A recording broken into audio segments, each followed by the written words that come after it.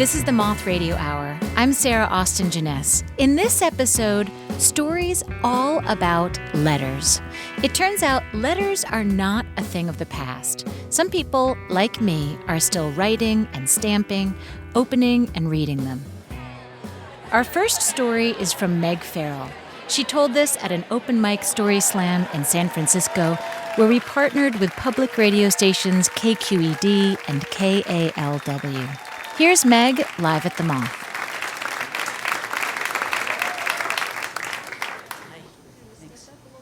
It's 1998, and it's my second year in college.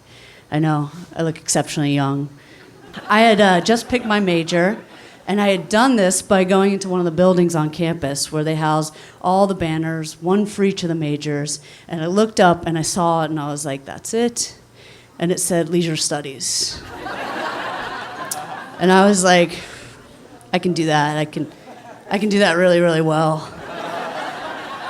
And so, like the exceptional leisure studies major I decided to push out all my core requirements and just focus really intensely on my electives.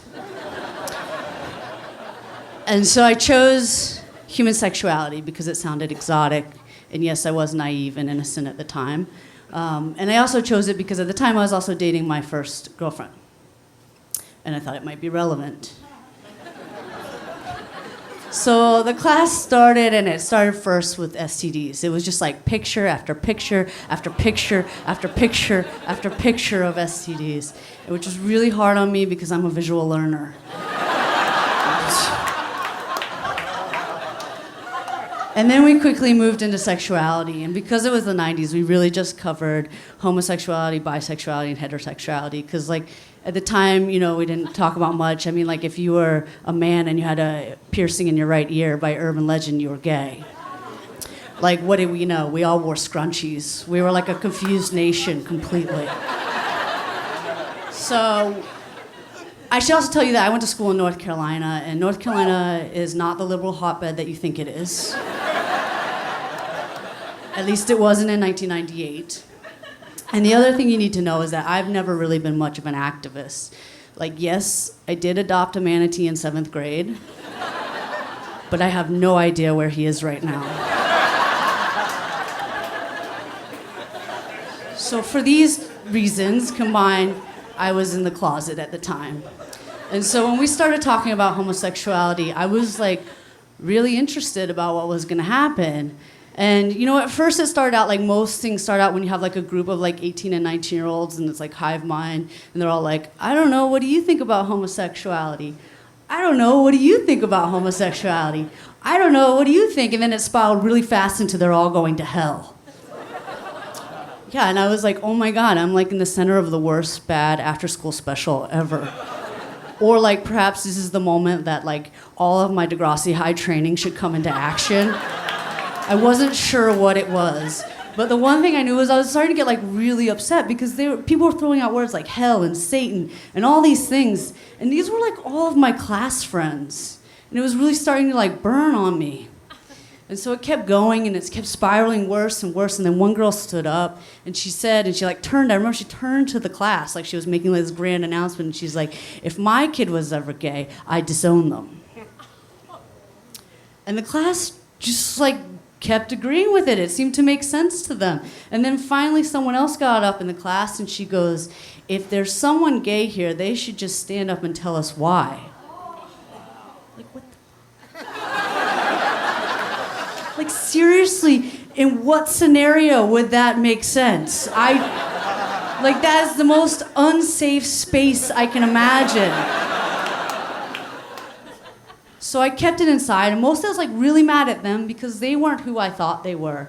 But I was also mad at me because I was doing exactly what I knew I would do, nothing. And I just went home really, really mad and really angry and really hurt. And I sat down at my roommate's computer, and I started typing out this letter to my classmates, and I just filled it with all the anger and all the hate and every single word I could put, just fire. And then I went and dropped it off anonymously at my teacher's desk, because that's what I do. I like push the anger, and then I just drop off anonymous notes because I'm passive aggressive. So So then I went to class, and 20 minutes in, the teacher did something I had not expected. She read my letter, and I expected her to read my letter, but it was how she read my letter. Like, where I had shoved anger into each word, she read it calm and patient and compassionate and almost loving, giving people the space to actually take in the word for themselves. And so when I said, homosexuality is not a choice, she said, homosexuality is not a choice.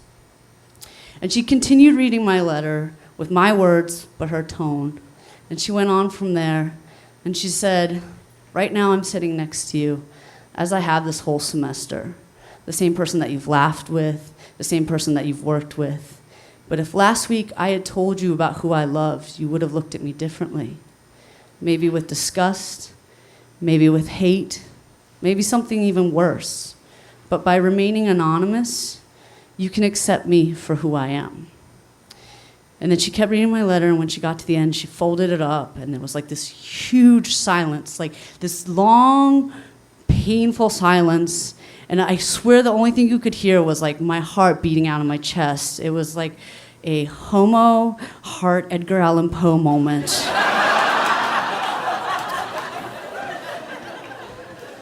And then from the back of the room, there was a slow clap that grew into thunderous applause as the whole room erupted into cheers and clapture, which isn't a word. Sorry.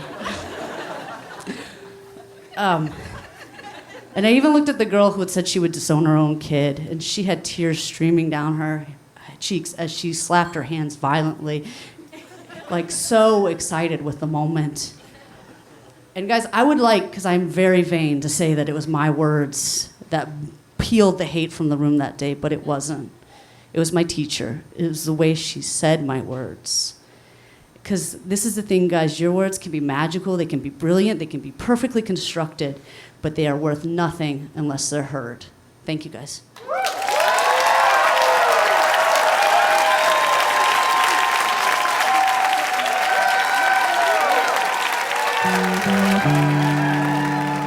That was Meg Ferrill. Meg is a Portland, Oregon-based storyteller, comedian, and writer. She's working on a book for young people about what she wishes she had known sooner in life. She says the book may be the mildest form of a midlife crisis. Meg once heard the advice, shred your bank statements, but save your love letters. So she says the letters she's kept are accruing interest in her heart. She held on to the letter from this story, too, which reminds her that anger isn't the way to unity. It was written over 24 years ago, and Meg says she believes in the power of being vulnerable, so she's shared it with all of us. To see that letter, go to themoth.org.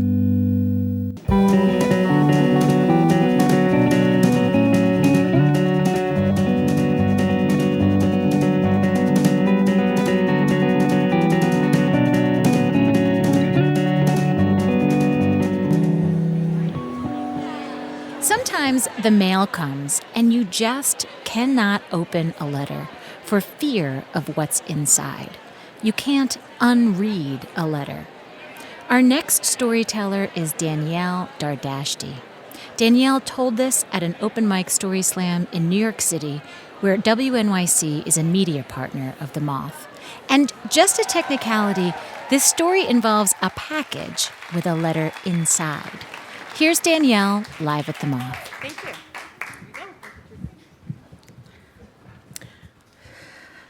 It's January 2013, and I'm in a job I love, working for a boss I love at a major media company. On Tuesday, January 15th, I close the largest deal of my career. After months of strategizing and negotiating, I reel in a multi-million-dollar deal that is all new business for the company, and I feel amazing. It's like in a movie where I'm walking down the halls and everyone's high-fiving me and telling me congratulations in the elevator, and I feel like a rock star. 2 days later, My daughter, Raquel, who's 9 years old at the time, comes down with a stomach bug, and I have to call in sick to work to stay home with her. I'm up all night with her on Thursday night on the bathroom floor, and now it's Friday morning at 9 a.m., and we're still on the bathroom floor together, and there's a lull between vomiting episodes, and I check my phone, and I see that I have 3 missed calls from my boss. So I call her back. And the moment she gets on the phone, I can hear that she doesn't sound exactly like herself, like maybe she's on speakerphone, and she says, "Hi, Danielle, sorry to bother you at a bad time. I'm in Dina's office," and Dina is the head of HR. She says, "We had to make some tough decisions today and eliminate several jobs, including yours." The rest of the conversation is a complete blur. Something about numbers on a spreadsheet, mass layoffs across the company. My email has already been shut off, and they're overnighting me a package outlining my severance agreement. My daughter, Raquel, starts throwing up again, and I'm holding a wet washcloth on her head, and I'm leaning over the toilet with her, and I'm crying, and she's saying, "Mommy, what's the matter?" And I'm saying, "No, I'm okay. But I'm not okay. I'm a wreck. I feel rejected and unappreciated, and I cry for 3 full days, Friday, Saturday, and Sunday. Monday is Martin Luther King Day. And it's the day that Obama is inaugurated to his second term in office. And I'm sitting in my living room in my pajamas still. I've been wearing the same pajamas for 3 days now. And I'm watching the inauguration on TV. And at some point in the middle of the inauguration, suddenly I feel a sense of hope reemerging in me. Like, yes, I can take a shower. Yes, I can put on a bra. Yes, I can open that severance package and see what's inside and what they offered me. So I tear it open, and I am taken aback. Such a generous offer. They're offering me 6 months full pay severance, and I've only been at the company for less than 2 years. Suddenly, I'm feeling extremely grateful and elated, and I feel like I need to thank my boss for this. So I sit down at my computer, and I realize, I have a lot of people I need to thank. I need to thank the chief revenue officer and the CEO and the chief marketing officer. So I just copy all of them on the email, and it goes something like this. Dear everyone, thank you for this awesome opportunity to work with all of you. Thank you for recognizing my abilities and promoting me into this amazing role. I've learned so much over the last 2 years, and we've all accomplished so much together, like this massive deal I just closed the other day. I know you're going to do amazing things with this client and make me very proud. Gratefully yours, Danielle Dardashti. And I didn't want to overthink it, so I just hit send. 2 hours later, my phone rings. It's someone in HR. And she says, "Hi, Danielle. I'm calling from Dina's office, and we have decided to grant your request for an enhanced severance package."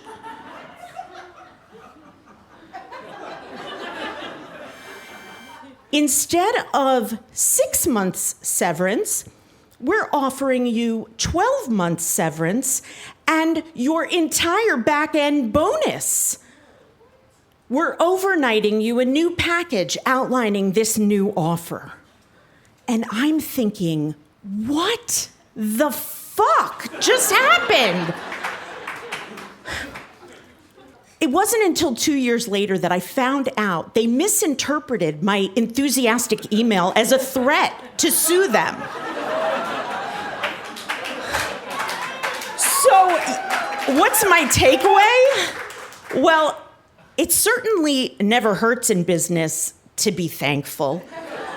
But sometimes being grateful pays off big time.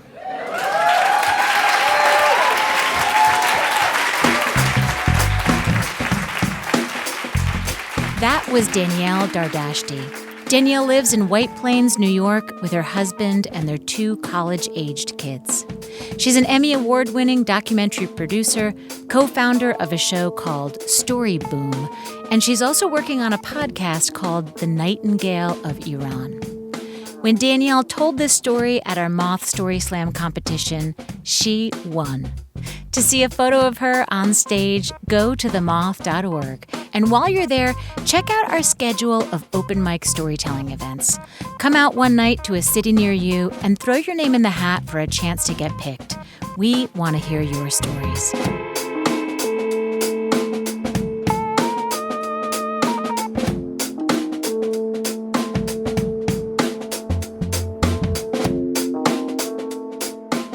In a moment, 2 love letters, one to a romantic partner and one to the Tooth Fairy, when the Moth Radio Hour continues.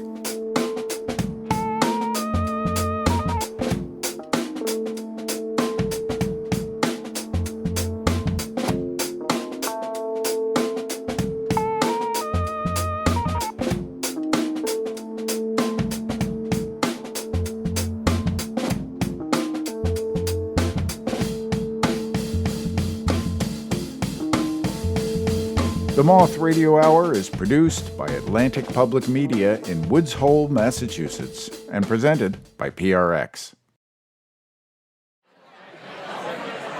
This is the Moth Radio Hour from PRX. I'm Sarah Austin Jenness. This is an episode with stories all about letters. That's right, physical letters that show up in your mailbox. You can hold them in your hand. People are still sending them. Letters to set the record straight, thank you letters, I'm sorry letters, and yes, also love letters. Our next story was told by Matty Struski at a Moth Story Slam in Los Angeles, where we partner with public radio station KCRW. Here's Matty live at the Moth. I've always been a really great guy to break up with. When I was in high school, I used to watch my friends go through these horrible breakups, and in attempts to win their exes back, they would always come up with these grand romantic gestures that look great when you see them in a rom-com, but when you experience them in real life are just stalkery is the only word I can come up with. And I swore to my 17-year-old self that I would never become emotional over a breakup. No matter what happened, I would always maintain my dignity. And a couple of years later, when I was in college, I met Sarah, and she was amazing. She had pink hair, and she was an artist, and she loved to dance and sing karaoke, and she just felt free. And we used to stay up all night listening to music and talking about things that mattered, and when we were together, I felt free.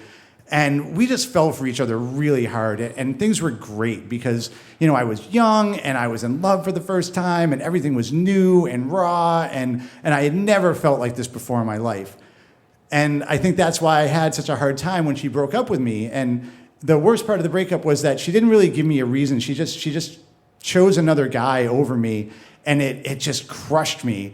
And suddenly my dignity and my self-respect didn't seem to matter that much to me. I wanted to get her back, and I wanted to tell her how I felt, but I'm not one for giant romantic stalkery gestures. So I grabbed a pen and I wrote the first love letter that I ever wrote in my life, and I just poured my guts out on the page, and I told her how much I loved her, and I told her that I've never loved anybody like I loved her, and I could never see myself loving anybody else the way I loved her. And without her around me, I just felt empty and lost. And I put this letter in an envelope, and I mailed it to her, and I just waited. And I kept waiting, and I didn't get a response from her. And I felt so humiliated, and I was so mad at myself for writing this letter. I just hated myself for not walking away with a clean break from this relationship. But eventually, I moved on and I got over Sarah and I graduated from college and I dated other women who broke up with me and I handled that with dignity and grace. And I moved from Boston to Los Angeles and my life was going pretty well. But I always, even years later, I hated the fact that I wrote this letter and it just haunted me. And it was one of those things that sort of hangs around in the back of your mind, taking you down a notch when you're feeling a little bit too good about yourself. Like I'd be walking down the street enjoying a beautiful day and thinking about how good my life was going, and then this voice would just be like, oh yeah, but remember that letter you wrote to Sarah, you pathetic piece of shit? And I'd be like, oh yeah, right. And so that's how it was for a while. I would think about it, not all the time, but when I did, it just really made me feel bad about myself. And one day I go home and I grab my mail and I'm thumbing through the mail and I just stop in my tracks because there's a letter and it's from Sarah. And I haven't talked to Sarah in 10 years since I wrote that letter to her. And I open it up and it's pretty short. And it just says, I'm going to be in LA pretty soon. And I'd love to catch up with you and talk face to face. And she left her number. So I called her and we arranged to meet up at this coffee shop down the street from my apartment in Los Feliz.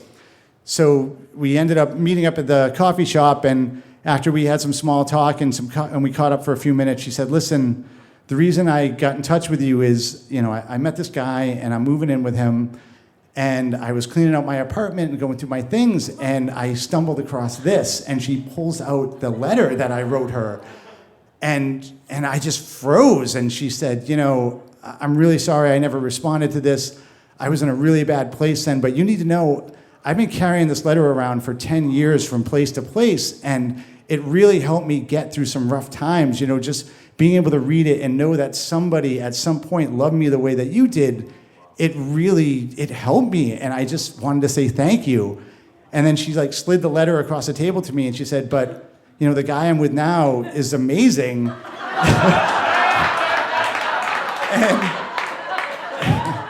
And, he's amazing and I'm in a much better place in my life and I don't think that I need this letter anymore.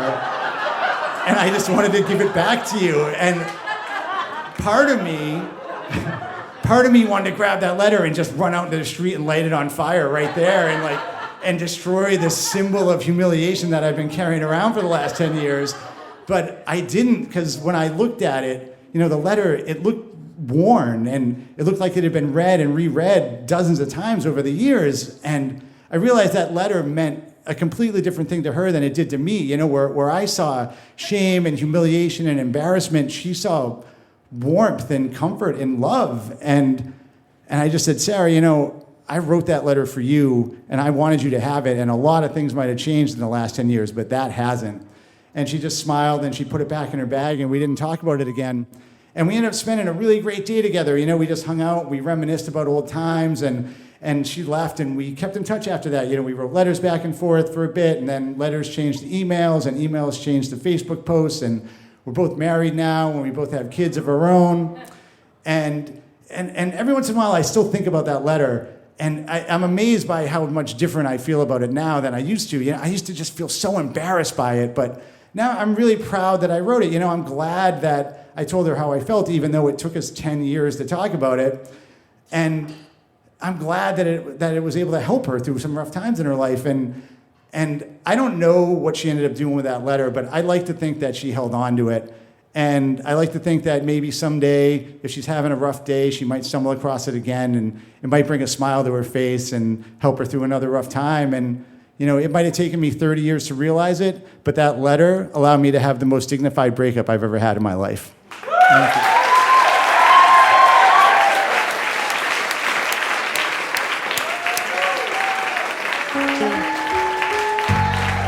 That was Matty Struski. Matty lives in Pasadena, California with his wife, Valerie, and he's a full-time stay-at-home dad to their 9-year-old daughter, Rain. Matty and Sarah still touch base about every 6 months or so.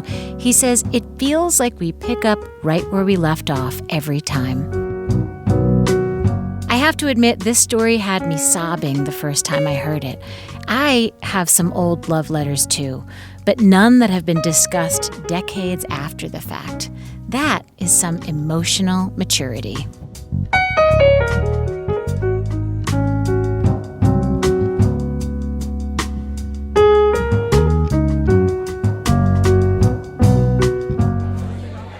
Our next story is all about letters to the Tooth Fairy. So anyone out there listening with kids, just a word of caution.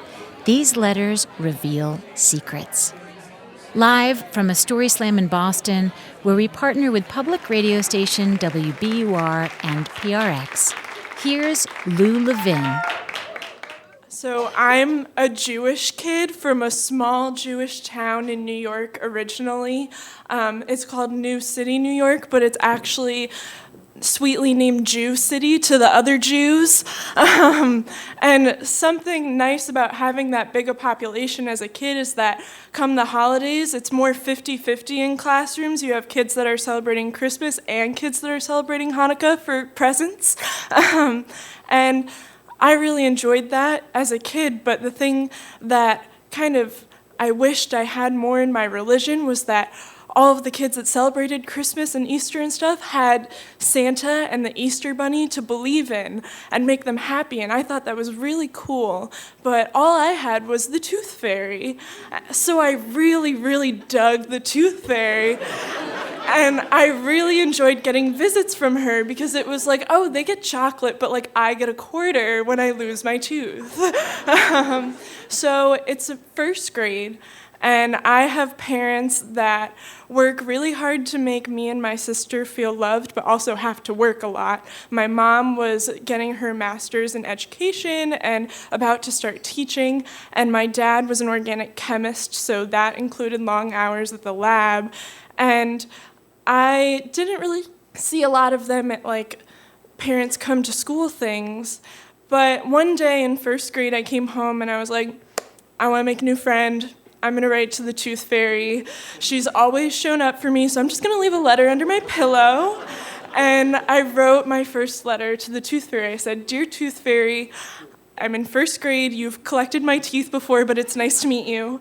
I feel like we could be really good friends, and I'd love to hear about your life and your job. I'm super interested. Write me back if you feel like that would be a good idea. No pressure. And I stuck it. I showed my mom. I was like, Mom, I'm writing to the Tooth Fairy. I hope she answers. And my mom was like, yeah, me too. That sounds fine. And that night, I stuck it under my pillow. I went to sleep, no expectations, but hoping for a response. And the next morning, I woke up and I saw this beautiful letter under my pillow on like purple stationery with glitter on the border and a fairy sticker in the corner. And it said, it's so nice to talk to you. Not a lot of people do that with me. I'm really excited. I think you're a great kid, and just nice things about wanting to start a friendship with me. So I was ecstatic, not only because I got a response, but because I knew it was definitely from the Tooth Fairy, because we did not have fancy stationery or stickers in the house. And I kept writing to her every night, but before I would put it under my pillow, I would tell my mom just because I wanted to let her know how the progress was going. We were never going to have a play date, but I was still stoked. And my mom would always nod her head and be like, I'm glad it's going well, keep doing it. And so this is obviously how my mom knew that the Tooth Fairy would be getting letters. But eventually in your friendship, like you can stop telling your mom that you're talking to someone because you're just friends, you're just talking. But it made me so happy and joyful to get these letters back. So one night I was like, I'm going to ask the Tooth Fairy what she looks like. It's the elusive question, but I feel like we're there. And so I say, hi, Tooth Fairy. I hope you're doing well. Thanks for responding to my last letter. I'm just wondering, you can trust me, no pressure, but you can trust me. What do you look like? Could you just tell me anything? I'm so excited to know. Because we would have like contests at the dentist's office to draw the Tooth Fairy for like a bowl of Hershey Kisses, and I wanted to win. And so I left this letter under my pillow, but I did it without telling my mom this time. And in the morning, my letter was still there. I hadn't gotten an answer, and I thought, oh my God, have I betrayed the Tooth Fairy's trust? Am I losing something that I've loved and that's made me happy for so long? And I told my mom, and my mom was like, oh man, she's probably just collecting teeth of the world. Like, don't worry. And I ended up getting a letter back late the next night, which was good. So my belief was still there. And it was strong enough for me to bring a letter or 4 into first grade show and tell. Now, so I come in and I'm like, hey guys, I've been writing the Tooth Fairy. We're really close friends, and if you want to give it a shot, she would probably talk to you too. Here are my letters. And there's this cool kid in class named Jordan Houseman, and he says from the back of the room, "That's not the Tooth Fairy, it's your mom." And I go, oh, for a sec, because that hurts to hear that someone is calling your friendship fake. And I say, it's not my mom, we don't have the stationery in the house. And I keep writing for a little while from extra responses here and there. My mom is working, it gets a little bit iffy. And eventually I did realize that the Tooth Fairy wasn't real. I don't know when, but the other important thing that I realized is that if the Tooth Fairy looks like my mom, who cares about me like my mom does, then that makes me just as joyful. Thank you.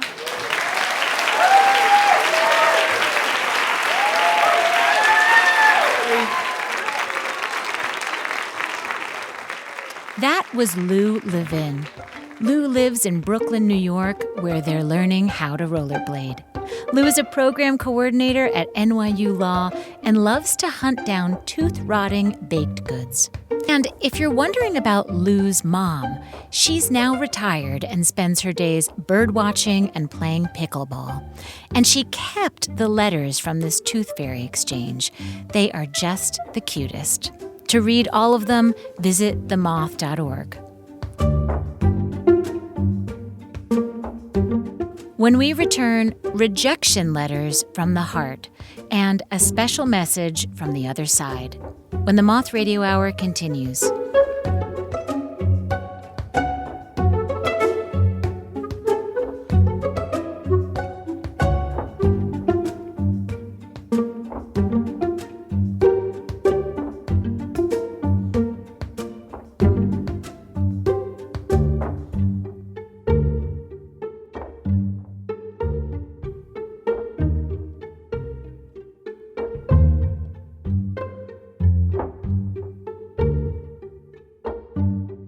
The Moth Radio Hour is produced by Atlantic Public Media in Woods Hole, Massachusetts, and presented by the Public Radio Exchange, prx.org. You're listening to the Moth Radio Hour from PRX. I'm Sarah Austin Jenness. We've been hearing all about letters in this hour.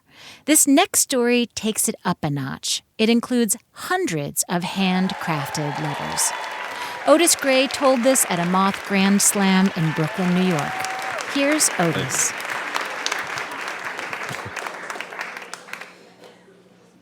On paper, you'd think that you'd hit rock bottom when you just answered a Craigslist ad for a job wrapping a naked guy in duct tape in South Philadelphia. But you'd be wrong. Rock bottom is not getting that job.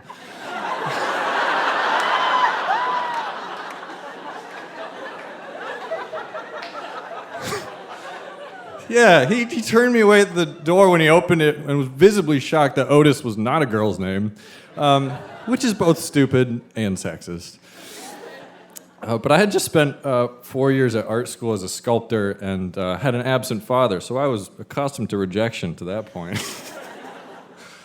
But at least with the duct tape, man, you know, there was a reason why I got turned away. Shortly after, when I got rejected for the Fulbright scholarship, there was not a reason. I got a form email saying, "You have not received the Fulbright scholarship. It is not our policy to explain the reasons for this outcome. Please do not contact us." I had spent nearly a year pouring my entire soul into this application, and you submit like your entire person. You have letters of recommendation, your entire body of work, your grades, a personal statement that defines you to your core, everything. And I know that the normal response to rejection is generally sadness and disappointment. My whole life, I've dealt with it like, okay, tell me, you know, How can I fix this? What can I do? Why? And now I was so mad. Like, you can't tell me which part of me wasn't good enough.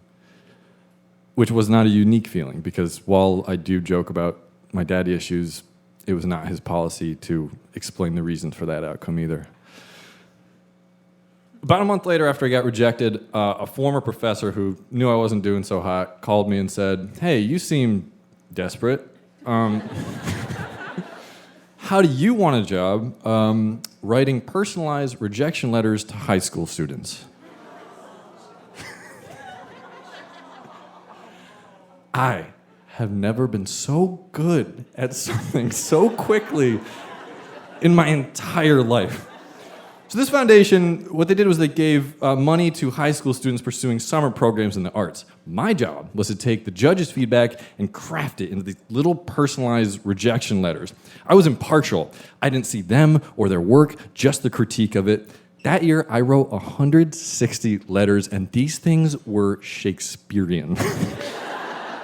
I was taking all this untethered rage I felt from being ambiguously rejected and making them into these poetic little compliment sandwiches like, "Dear Layla, your use of lights and dark in your charcoal is phenomenal, and you have a really unique grasp of composition for your age, but you got to get out there and explore, girl. Get out of your comfort zone. Relentlessly follow your curiosity into the darkness. You owe this to yourself, Layla." I was like the General Patton to this little brigade of art marines all over the country. And the more that I wrote, the more they started coming out like, "Dear Patrick, your passion at 14 shines through. And you play the oboe like you sold your soul to the goddamn devil, boy. You don't even need this scholarship, You get that oboe money, Patrick."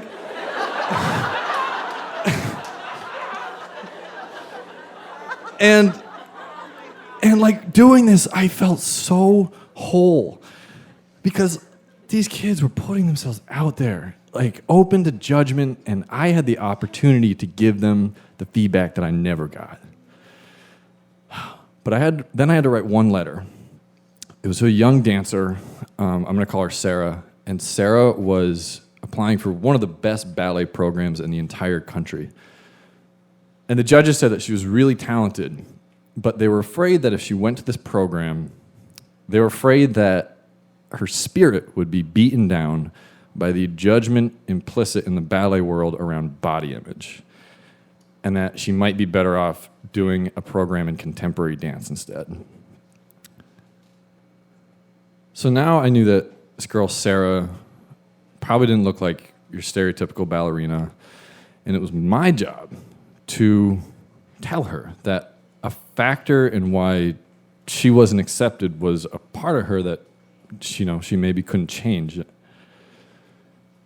I had spent all my time up till then searching for reason and answers and asking why, but this was a bad reason. I thought about my dad, and if the answer is just you, what do you do with that? So I reckoned with this, and I agonized over it for days, and then I sat down and I wrote, "Dear Sarah, in the future, you would greatly benefit from an intensive ballet program. But a program in contemporary dance might be exactly what you need as well. The choice is yours. You have the passion and the drive and the talent to just thrive in any environment you choose to go into, so just go and do it."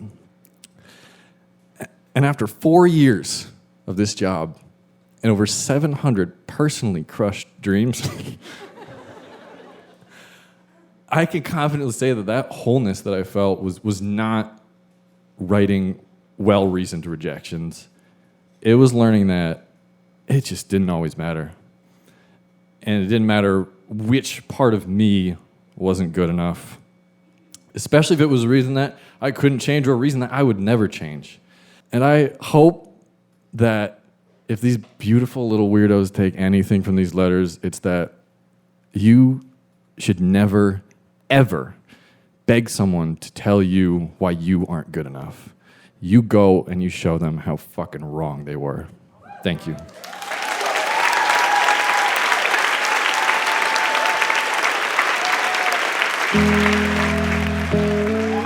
That was Otis Gray.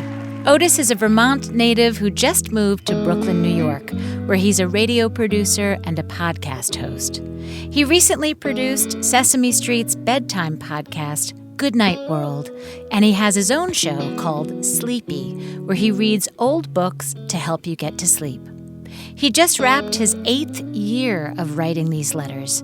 He says he's written over 800 personalized rejections to date and about 100 acceptance letters, and he still really loves doing it.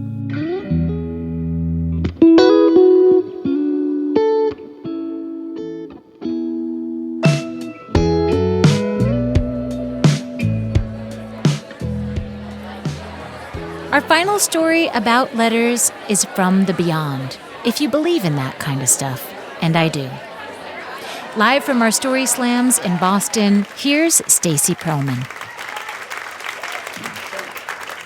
So I am the type of person that believes in spirits and that there are people that can speak to spirits. So a few years ago, when a family friend recommends that I meet with a medium named Tish, I naturally jumped at the chance. And I'm really excited about this because I've never done this before, but I'm also a bit of a cynic about basically everything in life. And I knew that I was at risk for hearing what I wanted to hear. So I promised myself on the drive to her home that I wouldn't read too much into what she was saying and that I would watch my body language. I didn't want to feed into whatever she told me. But I'm surprised when I get there because Tish is this 40-something-year-old woman, and she's got short cropped hair, she's wearing jeans and a t-shirt. It's really casual, and I don't know exactly what it was I was expecting, but it definitely wasn't a soccer mom. So she starts to tell me about my career and my relationships, and I'm keeping this promise that I made to myself in the back of my head. I know I need to give her some information to work with, but I keep my answers really short, and I put on my best poker face. She tells me I'm going to meet this strong female mentor at this job I'm about to start, and that the man that broke my heart a few years ago is going to reappear into my life. And I internally roll my eyes at this because I know the odds of this happening are just nil, like it's not going to happen. But it doesn't matter because I'm waiting for her to get to the good stuff. I'm waiting for her to dramatically announce to me that there's some other presence in the room with us. This is how it always happens on all these ghost shows that I watch on TV. Well, she instead just asks me if there's anybody I want to connect with. Like, she's giving me the option today. If there's anybody I want her to pick up on in the room, it's my friend Eric. We met when we were 16, and we dated in that really limited way that two teenagers from neighboring small towns with learner's permits can date. But after a few months, I broke things off with him. And we agreed, though, that we were going to remain friends. And he kept his word. I, on the other hand, had a much harder time. I did not know how to deal with how awkward I now felt in front of him. So when he'd call or message me, I would always just shut the conversation down. I'd just end it as quickly as possible. And this went on for a few months, and we didn't see each other for a while. And we both got our driver's licenses. When one day my mom tells me that she saw on the news Eric lost control of his car, he slammed into a tree, and he didn't make it. And at 16, I did not know how to handle the guilt I was feeling, because 2 weeks before that, he reached out to me, and he said, "You should give me a call sometime, we should hang out." And I agreed, but I never actually planned on calling him. And now, with this news, I don't remember why it was so difficult for me to be his friend. But I don't tell Tish any of this. I just vaguely respond to her that I had a friend in mind.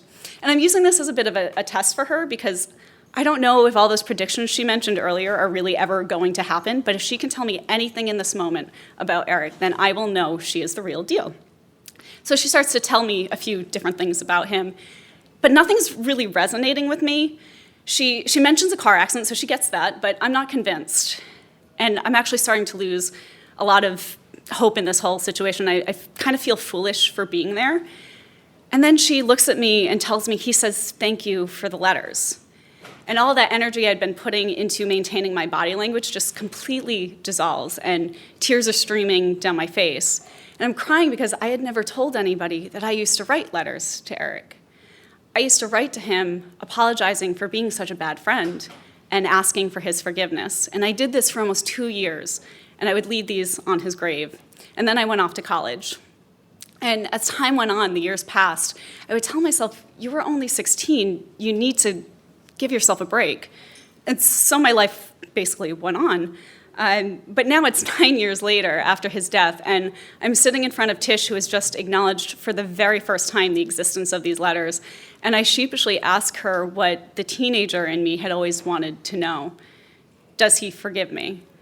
And she tells me that he says there's nothing to be forgiven for because our paths in life cross when they're supposed to, and your path with him just happened to be a short one. He wants you to know that's okay. Now, I don't know if that was really Eric speaking to me through Tish, or if Tish is telling me what I want to hear because I'm basically a stranger crying in her home right now. But it doesn't matter. It doesn't matter if I believe in all of this. It doesn't matter if Tish has proven herself to me or if she's telling me what I want to hear, because more than anything, it's what I needed to hear. I just didn't know that after all these years, I still needed to hear it. And so I left that day, not necessarily with his forgiveness, but I did finally leave with my own. Thank you.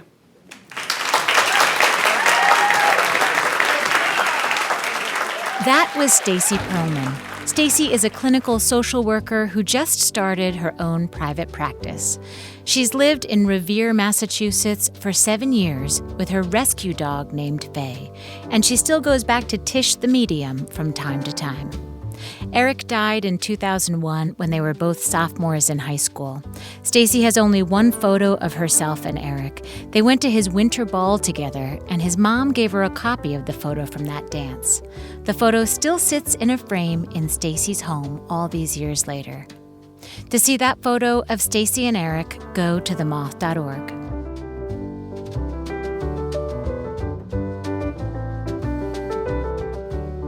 The stories in this hour were told at our open mic nights.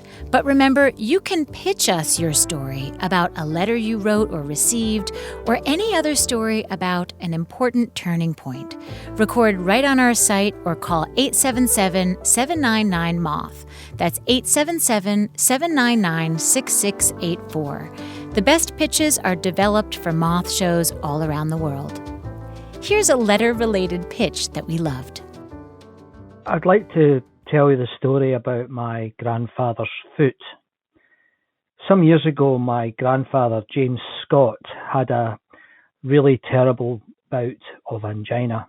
It meant that he couldn't do his walking in the Scottish Highlands that he had done all his life. But rather than give up, what James did was he started to write to his family. And for some reason, he decided to write to me more than anyone else. And for the best part of 30 years, he wrote to me every week about what was happening in his living room, in his town, in the family. And in the end, once he did pass when he was 86, I was left with a foot-deep, thick pack of letters. And that's why I call it my grandfather's foot. It was an amazing experience for me because I'm not particularly a letter writer, but Jimmy wrote to me every week and I wrote back. And looking back on those letters, and I still have these letters, it's a beautiful record. It's like it's like the archaeology of my life, and it's there, it's mirrored by him coming back to me. So thanks, James Scott. I love you, man.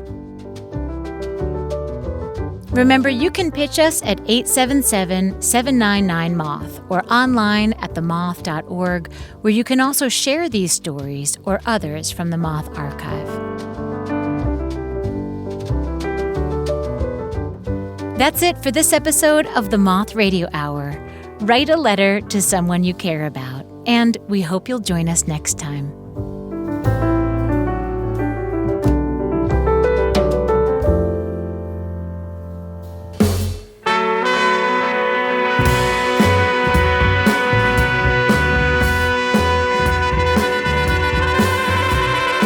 This episode of the Moth Radio Hour was produced by me, Jay Allison, Catherine Burns, and Sarah Austin Jenness, who also hosted the show. Co-producer is Vicki Merrick, associate producer Emily Couch. The rest of the Moth's leadership team includes Sarah Haberman, Jennifer Hickson, Meg Bowles, Kate Tellers, Jennifer Birmingham, Marina Kluche, Leanne Gully, Suzanne Rust, Brandon Grant, Sarah Jane Johnson, and Aldi Kaza. Our pitch came from Scott MacArthur of Morton in Marsh, England. Moth stories are true, as remembered and affirmed by the Storytellers. Our theme music is by The Drift. Other music in this hour from Kaki King, Stellwagen Symphonette, Jackie Terrison, Blue Dot Sessions, Corey Wong, and Fergus McReady. We receive funding from the National Endowment for the Arts. The Moth Radio Hour is produced by Atlantic Public Media in Woods Hole, Massachusetts, and presented by PRX. For more about our podcast, for information on pitching us your own story, and everything else, go to our website, themoth.org.